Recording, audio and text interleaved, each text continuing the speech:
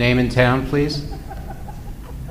Hi, my name is Mariana Emelo, and I'm a Wyckoff mom, and I'm running for the Ramapo Indian Hills Board of Education, the Wyckoff seat versus Mr. Kinney in this November's election. I would like to be the voice for other Wyckoff moms and dads, as well as all Flow District parents with any questions and/or concerns they may have about their children's education. Tonight I have been asked to read a letter submitted to the RIH Education Association by a large group of Flow parents. The decision was made to send this letter as a group for fear of retaliation from teachers towards our students and families. It is this fear that drove Flow parents to responsibly submit their disapproval of the RIHEA letter of no confidence against Ms. LaForgia collectively. It is so sad that students and parents are afraid to voice their opinion, including myself. I have so much respect for teachers and what they do. I have 5 family members that are teachers, and I see and hear about all their hard work and give them so much credit, especially in today's challenging world. I think it's important to be able to agree to disagree on anything as long as no one in the RIH community is being silenced. The name of the Flow Parents Group is Flow Parents Defending Education. They support quality education, fairness, freedom of choice, and students' rights in our public schools. The letter reads as follows. To the Ramapo Indian Hills Education Association and the Flow District community, the letter of no confidence posted by the RIHEA and circulated throughout social media is entirely expressive and does not affect her position on the BOE. In fact, in 2018, they sent a letter of no confidence to the entire Ramapo Indian Hills Board of Education over contract negotiations at another time to previous board president. However, it's worth noting that the letter does not cite or reference any attempts to meet with Ms. LaForgia to discuss these issues and concerns. It also does not tell the community that it is the superintendent of schools who is responsible for enforcing policy and law, not the BOE president. It also demonstrates bad faith that the union leaders chose to issue a letter of no confidence instead of having a conversation. The letter states that Ms. LaForgia refuses to follow the executive order herself. How do they know that? Only Ms. LaForgia and the school nurse would know if she has a medical exemption.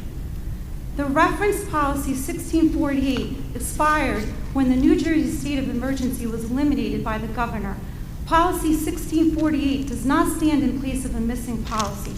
In compliance with the law, Ms. Embolo, time is up. Thank you.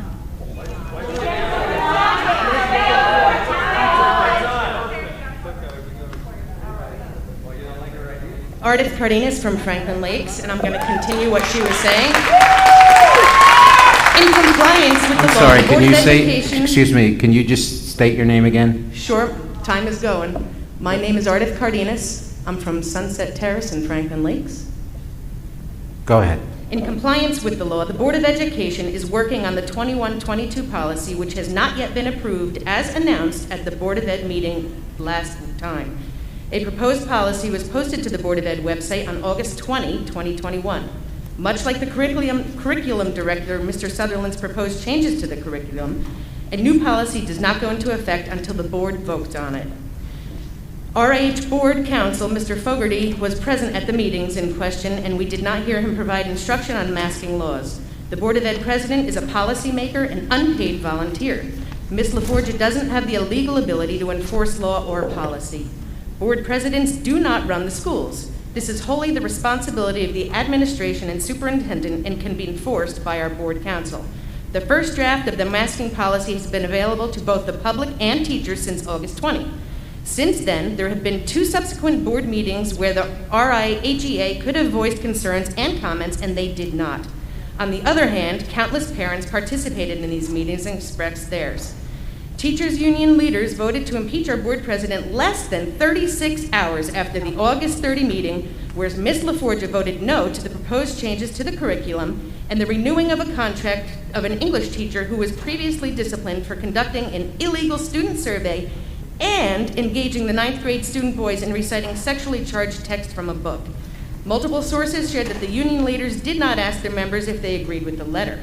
Many parents and constituents view this gesture as a political move to slander Ms. LaForgia before the upcoming Board of Ed election. And what does that say about the teachers' union leadership who chose this action rather than meet with her to discuss their concerns?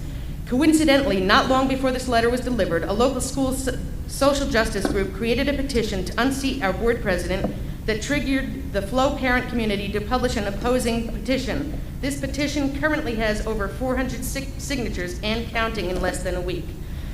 The petition and letter of no confidence are not the first incidents of bullying tactics against Ms. LaForgia. 6 of her own peers on the board have been seen doing the same thing to her in public. Our board president has a history of kindness and thoughtfulness in our community and continues to fight to include all constituents in the decision-making process. Ms. LaForgia has received hundreds of emails from the community sharing her support for her and to continue to speak out on her behalf publicly. We, the public and the people, are not dumb nor blind. We see right through these disgusting tactics and will not let them harm a truly good and honest person who consistently puts our children and their parents first and does so many good things for the RIH teachers. It is easy to preach inclusivity and tolerance, but when put to the true test, some choose to discriminate, slander, and bully one of their own. The teachers' union leaders and anyone who agreed with this letter of no confidence should be ashamed of themselves. Thank you. Thank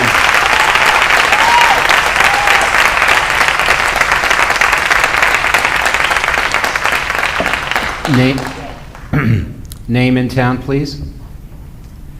Before I start, welcome back, Mr. Rashika. I'm glad to see you in the driver's seat. Joel Anch, Franklin Lakes. I spoke about this at other BOE meetings. I'm going to talk about it again tonight. My daughter was a victim of sexualization as her English teacher made 2 15-year-old boys read aloud a scene from Brighton Beach memoirs about masturbation in front of the class. This is the same teacher that gave a legal survey to the same class without telling the children it was optional. He went over the so-called anonymous answers with the class afterwards, pointing out how someone was gay or adopted, and everybody knew exactly what he was talking about. I asked how this fits the curriculum, to which I was told it didn't, and yet this book is still in the required readings this school year. This teacher was suspended pending an investigation about the illegal survey he gave, and to date, no one has told me about any findings or conclusions that came of it. Curriculum last year met the state mandates, and the curriculum director, Mr. Sutherland, approved additional changes in addition to the current DEI and CRT already there. That was pushed through by himself and other members of the board, even though many people asked for a pause to take a better look at what we were dealing with. There was no reason to vote to be taken at time, especially since our superintendent, Mr. Shika, wasn't at the meeting. I'd like to remind the board that you're elected into your position by us, local taxpayers. You're responsible to answer to us despite the throne you think you now sit on. It's painfully obvious that many members of our board are not taking into account what their constituents are asking for. In case anyone missed it last time, these are the members of the board that voted for the curriculum changes for additions for CRT and DEI. They're also the same ones that also voted at the last meeting to reinstate the teacher who gave the illegal survey. I would be very proud of my decisions, and I hope that these people are too. That would be Ms. Vivian King, Ms. Helen Kula-Cordes, Mr. Robert Fortunato, Mr. John Kinney, Mr. James Seta-Ducato. If anyone wants to see the illegal survey or masturbation scene that was read, I have copies of that with me tonight. I spoke to this board the first time when it was remote. I told you what I saw. I couldn't believe how I said it was. I told you I wasn't going away, and I'm not. I'm going to keep watching. I'm going to follow this. And I'll be darned if I'm not going to get some restitution about what's going on in these things. I'm not going anywhere. I'm going to be watching other stuff. I wouldn't even be here tonight if this kind of stuff would happen. I got better things to do. And I really don't know what else to say, except I'm not done with any of this, and I'm going to continue to talk about these things constantly. Thank you.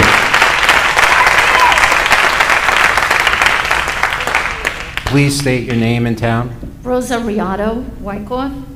First, I want to say congratulations to both the students that were sworn in tonight. Big accomplishment. This is a question to all the board members. Why did the administration feel the need to have additional faculty guards, Mr. Wolf, plus a police officer present at our meeting last month and the meeting tonight? When and why did this become such a hostile environment that requires extra security. Since when have our parents become a threat to this administration? It feels like an intimidation tactic to me, and you're trying to silence the public. I have been present to the last 4 meetings, and I had 2 daughters that have gone through the school system and never had to come to a Board of Ed meeting because there was never an issue that I needed to be present. With my son, who's now a sophomore, this is my 4th meeting, and I should have probably came sooner than that. Mr. Fortunato and Mr. Carolyn, I voted for the both of you to be member of this board representing the voices of Wyckoff residents, and you have not been doing your part. You, Mr. Fortunato, voted yes to the curriculum last month with the majority of the Wyckoff people here that didn't want it to go through because we wanted more time to read it and to actually understand what we were reading and to go through it. I'm a full-time worker. Do you think I want to be at 11 o'clock at night reading through these papers, trying to figure out what the school is doing? No, I would expect the school to be doing that, and you people that are our voices to be doing that for us. Well, I wanted you to know that if you do plan on running, I will not be voting for you. John, I respect you as a person, and I know your family, and I truly do respect you as a person, but I'm not happy with the way you have voted for a lot of stuff that the residents have asked for. We the people. I was going to say, I see a lot of teachers tonight, but unfortunately, they have left the building. They didn't want to waste their time listening to us, even though we had to listen to their voices. It's not okay. I'd like to say in advance to the teachers and the administration that I hope you do right for the kids this year, because last year was a disgrace. A disgrace that my son now, who's a sophomore, has to go Thank you. Time is through. up. Thank you so much. Thank you. Mr. Vito, you have 3 minutes left. Okay, so I'm going to use my discretion as acting president. There's 4 people left. The gentleman in the back will be the last speaker. Raise your hand. You'll be the last speaker, okay? So